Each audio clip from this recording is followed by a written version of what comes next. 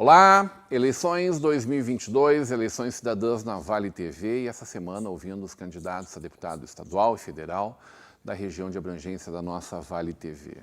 Hoje recebo no nosso estúdio o candidato a deputado estadual Faisal Caram. Candidato, uma honra te receber aqui, seja muito bem-vindo. Obrigado, Rodrigo, é um prazer enorme a gente estar aqui como sempre, né, e dizer que a audiência que tu tens, ela é impressionante, as pessoas não têm noção do alcance, né? E, sem dúvida nenhuma, é a valorização do trabalho que vocês fazem. Candidato, peço que tu faça a tua apresentação pessoal inicial, da tua trajetória pessoal, política, profissional. Bom, Rodrigo, eu estive como secretário de obras em Campo Bom por quase 14 anos e 6 meses, 14 anos e meio, né? Posterior a isso, virei candidato a prefeito no município de Campo Bom em 2008, 2009 nos elegemos, assumimos a prefeitura. Fui à reeleição em 2012, né, tendo um percentual de mais de 70% dos votos válidos. Ficamos 4 anos concluindo o mandato, não reelegemos o nosso sucessor, problemas internos partidários, que não interessam ser discutidos, vamos colocar assim, né? Fui convidado a trabalhar no primeiro ano do governo Fátima, aqui em Novo Hamburgo, em 2017, se não estiver enganado, acho que foi isso. Fiquei durante 1 ano e 3 meses como secretário de obras aqui no município de Novo Hamburgo. E, a posterior, acabei candidato a deputado estadual, onde trabalhamos em 6, 7 municípios e totalizamos 23.700 votos, grosseiramente, né? Fiquei como primeiro suplente do PSDB. Logo em seguida fui convidado pelo governador Eduardo a assumir a pasta da educação no estado, ficando 2 anos e 3 meses. E logo a seguir assumi uma vaga na Assembleia Legislativa no lugar do deputado Viana, que foi para a Secretaria de Meio Ambiente, e fiquei ali durante 1 ano até o dia 30 de março deste ano, o qual saí, inclusive com troca de partido. Hoje estou no Podemos, né, partido novo aqui no estado, e estou candidato a deputado estadual pelo Podemos. Candidato, o que tu enxergas, por que ser candidato a deputado estadual? E o que tu enxergas deste Rio Grande do Sul de 2022? Bom, eu acho que é muito importante essa colocação, Rodrigo, porque ela nos remete a tudo que foi feito ao longo de quase 4 anos pelo ex-governador Eduardo e pelo atual governador do estado. O Rio Grande do Sul já vinha, né, cambaleando há muitos anos, há praticamente 30 anos, com endividamento, com um déficit orçamentário ano após ano, com dificuldades extremas, com não pagamento da rede hospitalar filantrópica, o próprio IP, que passa por extremas dificuldades ainda, entre outras situações. Salários atrasados e tudo isso que a população está cansada de saber. A perspectiva para 2023, ela é bem diferente do que era em 2019, ou 2018 para 2019. Só que a situação do Rio Grande do Sul ela continua precária. A gente sempre brinca que é um paciente que está na UTI, né, onde se retirou o tubo de oxigênio, mas continua demandando cuidados especiais e tendo o cuidado dos próximos gestores, independente de quem venha a ser, ter um cuidado de responsabilidade tão grande ou maior que o governador Eduardo teve. Né? Porque se essa máquina não começar a andar com suas próprias pernas, vamos colocar assim, aumentando a arrecadação, gerando emprego e renda para a população gaúcha, nos passivos, digamos assim, ou que nós tínhamos de bens públicos que foram vendidos, acabam se esgotando. E o aporte do recurso federal do governo Bolsonaro, presidente Bolsonaro, colocamos assim, também ajudou a colocar as contas, principalmente do funcionalismo, em dia. Foi um aporte de recursos muito grande. E aqui não estou defendendo A ou B, quero deixar bem claro. Agora, as prefeituras e os governos estaduais nas 27 unidades receberam muito dinheiro do governo federal e não gastaram praticamente nada com medicamentos, com vacina e assim por diante. Tudo veio do Sistema Único de Saúde, quer dizer, pago pelo contribuinte. Candidato, um convite para que tu possa falar das tuas bandeiras, das tuas propostas para o teu mandato, um eventual mandato. Rodrigo, não é diferente de 4 anos atrás, né? Primeiro, nós sempre entendemos que reduzir a carga tributária no Estado era a meta do governador, né? E assim foi feito ao longo de 4 anos, com o apoio da Assembleia Legislativa. Houveram reduções da carga tributária, principalmente o que está atrelado a combustível, telecomunicações, energia, assim por diante, fundamental na vida de todo cidadão, mas principalmente de quem produz, da indústria. Mas ainda nós vivemos num estado onde a indústria ela paga um preço muito alto, porque de cada R$ 100 produzido pela indústria de transformação, inclusive a do calçado, coreiro, calçadista, assim por diante, a mecânica e outras, 44,5% é a carga tributária, que fica no Estado, no governo federal e no município. Quer dizer, de cada R$ 100, 44,5 já saiu dessa contabilidade de gestão da empresa. Quer dizer, quanto mais programas assistenciais a gente tiver no país, quanto maior fundo partidário, quanto maior volume de emendas que sejam transferidas aos deputados, inclusive as secretas, que ninguém sabe porquê disso, né?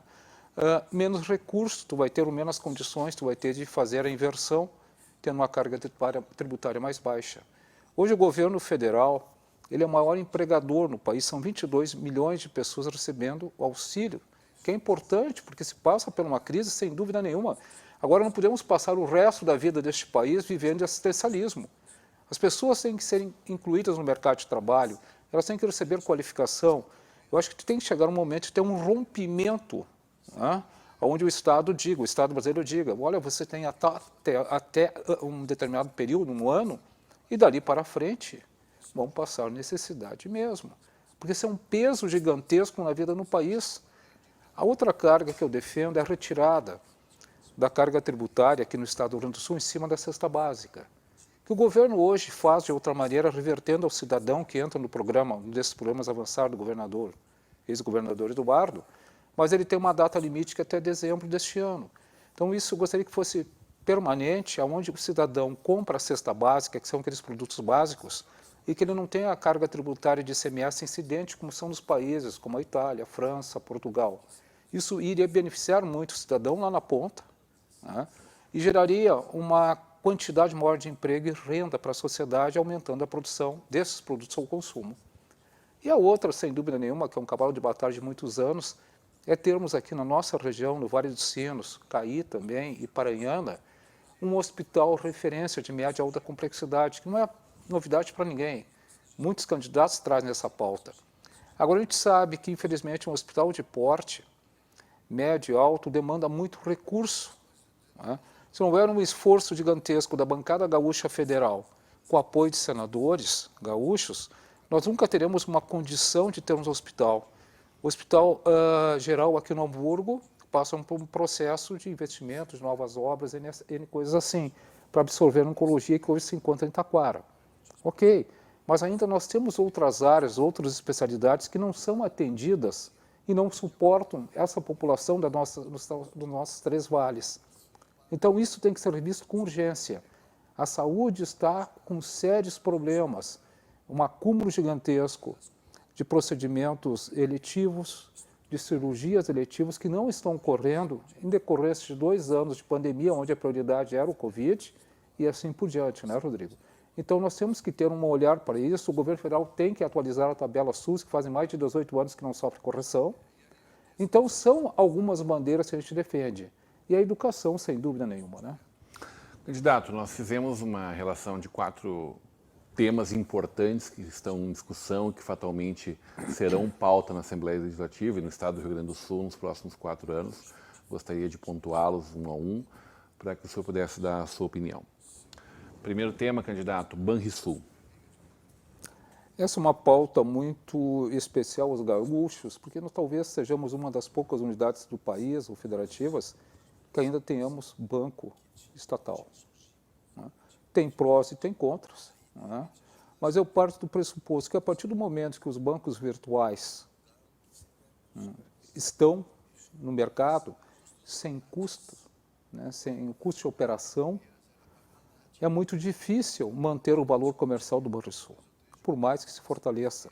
O Banrisul andou fechando um número significativo de unidades no interior do Estado, porque tem que ter um equilíbrio nas suas contas. E o Banrisul, ele vive, Rodrigo, em cima de mais de 300 mil contas que são atreladas ao funcionalismo público. E a partir do momento que tu não tem essas contas do funcionalismo público, o Banrisul deixa de ser interessante. E nós temos que avaliar o seguinte, um banco que há pouco mais de alguns 2 anos tinha um valor de mercado na ordem de 10 bilhões, hoje o valor dele está em 3 ou 4 bilhões se fosse vendidos. Se continuar esse processo de esvaziamento do Banrisul, daqui a pouco ele não vale mais nada. Então tem que se refletir entre o momento correto de fazer isso ou de que forma fortalecer o Banrisul para que ele seja atrativo, né? E que se mantenha como Banco dos Gaúchos. Agora, frente à realidade do mundo hoje, tu não tens como competir com os bancos virtuais, que é uma tendência e um avanço gigantesco no mundo todo, não é só aqui. Então, quem sabe seja o melhor momento de se desfazer do Banrisul, porque daqui a pouco não vale nada. Ou criar uma situação de fortalecer o Banrisul, né, porque ele compete com bancos estatais, né, com a Caixa, Banco do Brasil, assim por diante, com condições não tão atrativas. Um dos juros mais altos, né, é o do Banrisul, quando tu usa a maquininha ou as máquinas que o Banrisul tem à sua disposição. Boa parte dos nossos clientes que tu diz, tu coloca em restaurantes, lancherias, não aceitam o Banricompras, que é o banco do Estado. Então isso tem que ser revisto. Nós não podemos ter um presidente do Banrisul que recebe praticamente R$100 mil por mês e é importado, ainda vem de São Paulo. Será que no mercado financeiro nosso nós não temos pessoas com capacidade de gerir o banco com custo muito menor? Então ficam alguns questionamentos. Quanto custa essa diretoria do Banrisul para o contribuinte? O Banrisul tem a finalidade, devia ter a finalidade de atender o micro, o pequeno empreendedor, com linhas de crédito atrativas. Infelizmente não faz isso. Corsã? Eu sou a favor da privatização do esgoto, não da água. Esse foi um dos motivos que fez com que eu tivesse atritos internos com a bancada do PSDB, né, porque eu gostaria que se desmembrasse esse projeto. A água, eu entendo que é um bem da humanidade, é um bem da natureza. Agora, esgoto, dentro dessa questão toda que nós vivemos, de ter até 2033 essa universalização de serviços, ela não vai acontecer pela incapacidade gerencial da Corsã e de investimentos. Então deixa esse 71% das ações que correspondem ao controle acionário que o governo do Estado tem em cima da Corsã, se desmembre. Mas não foi esse o desejo do governo e nem da bancada do PSDB e dos demais partidos, vou deixar claro. Então é inevitável que esse processo, principalmente se o Eduardo for reeleito, ou for eleito, porque não é reeleito, né?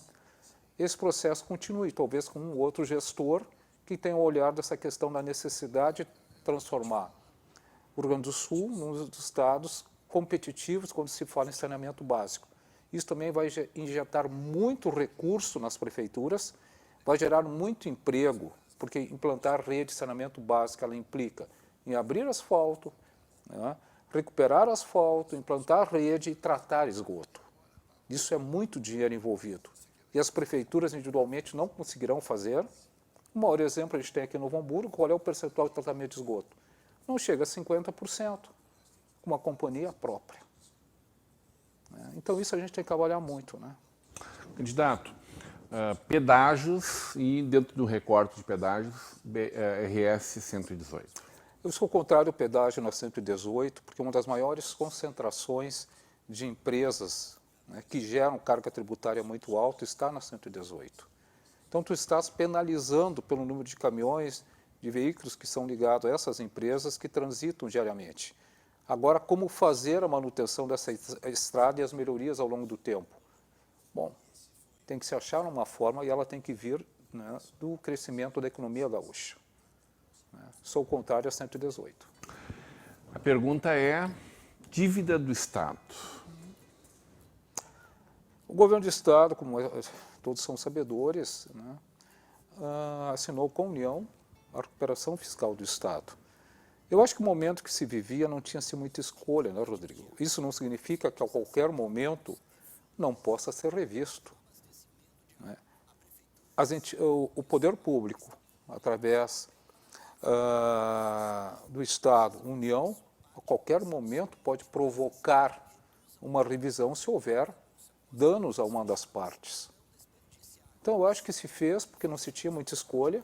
O que eu acho ruim, né, mas é inevitável, que a questão do funcionalismo público ela ficou muito atrelada aos próximos 10 anos de não ter recomposição salarial ou ganho real, e sim somente a inflação. Né? Já vimos aí com mais de 8, 9 anos sem reposição, o funcionalismo público. Teve uma reposição de 6%, longe das perdas, né, claro. E que me preocupa, assim, olhando o quadro, é a desmotivação e a desvalorização de bons profissionais. Como tem ruins profissionais. Isso em tudo que a profissão é assim. Agora, aquele bom profissional busca outros caminhos, se tiver.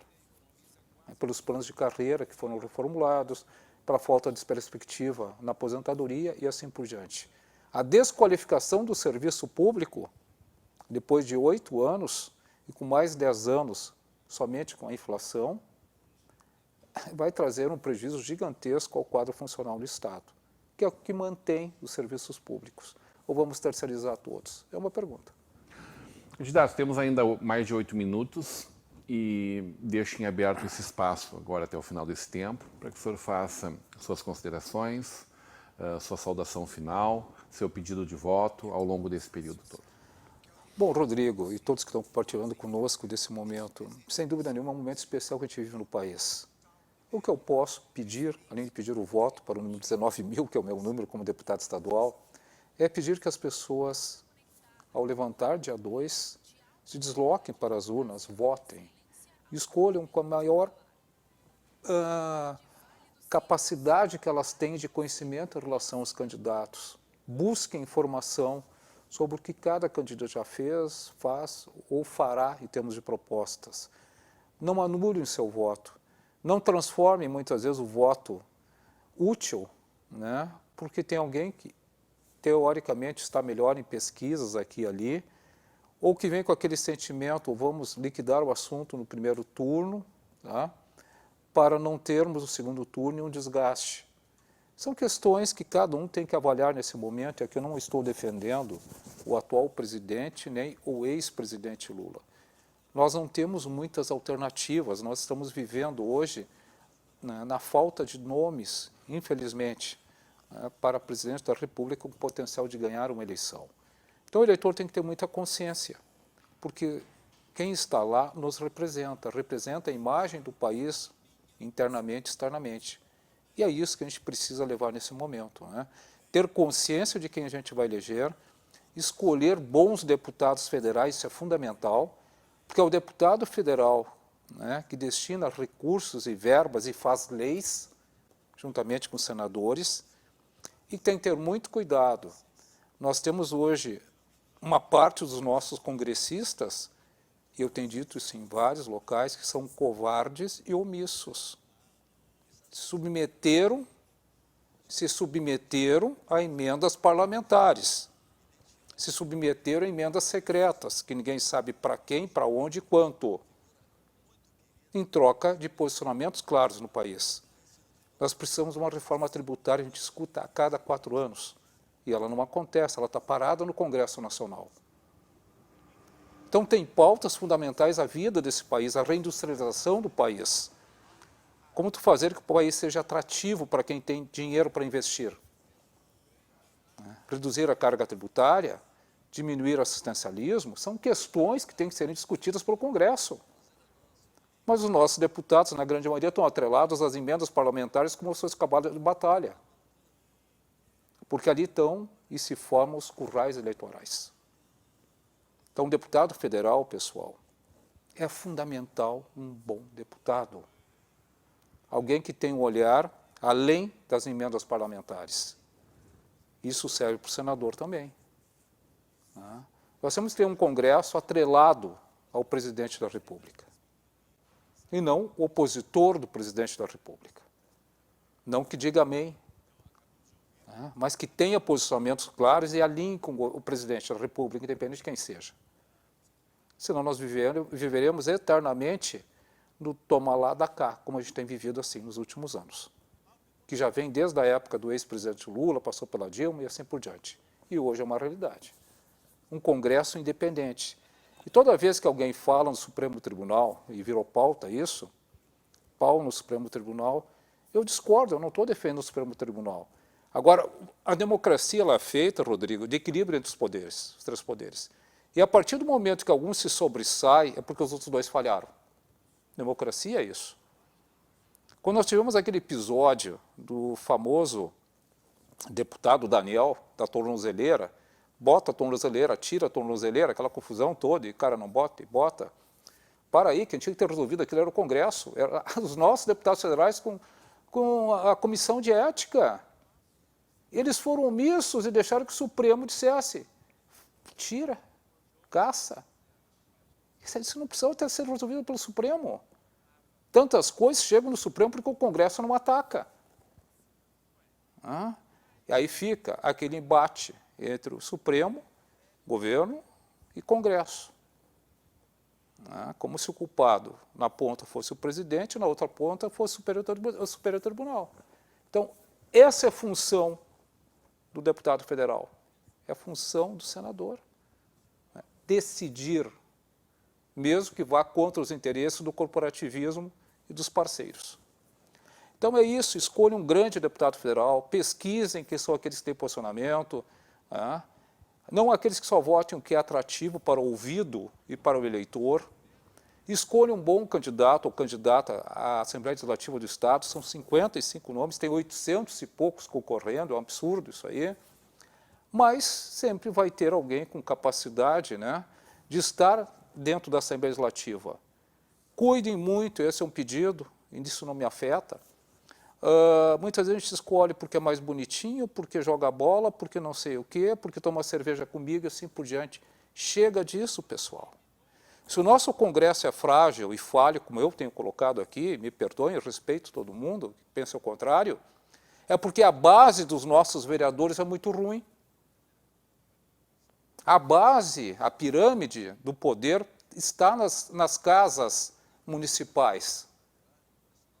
Porque esse vereador vai virar deputado estadual, vai virar federal, prefeito, governador, presidente da República, com raras exceções.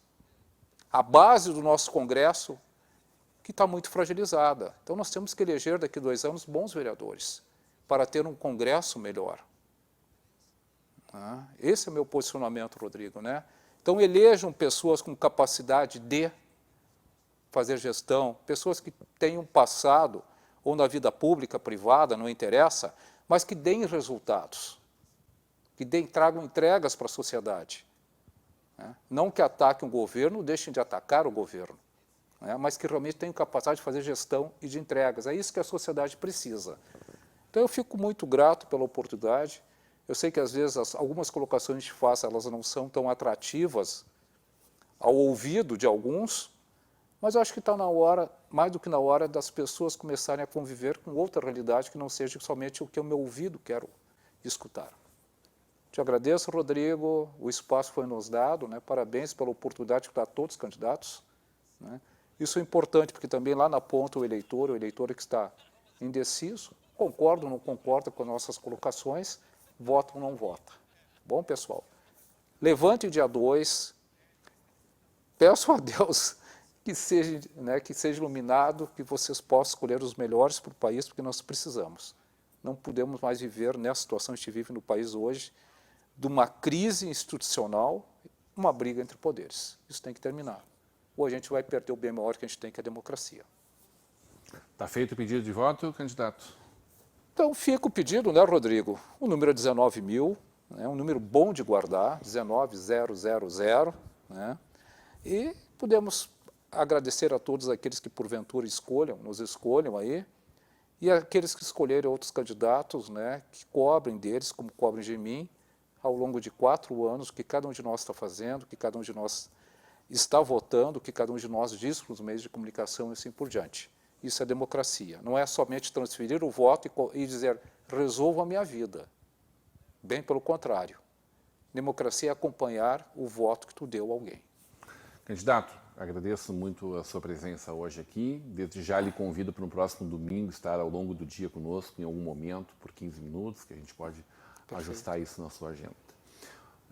A Vale TV espera ter continuado a contribuir com um processo de discussão política da nossa região, do nosso estado, em prol de um país muito melhor, convidando você a acompanhar até o final dessa semana todos os candidatos a deputado estadual e federal, recuperar eventualmente alguma entrevista que está à disposição tanto no Facebook quanto no YouTube. E que acompanhem também no próximo sábado, às 20 horas, o programa Estação Hamburgo ao vivo, onde a gente vai estar discutindo o momento do voto. E a partir das 7 horas da manhã de domingo, até a apuração do último voto, a cobertura completa das eleições na nossa região. Agradecendo a sua audiência e convidando para que continue na programação da nossa Vale TV. Eleições 2022, eleições cidadãs na nossa Vale TV.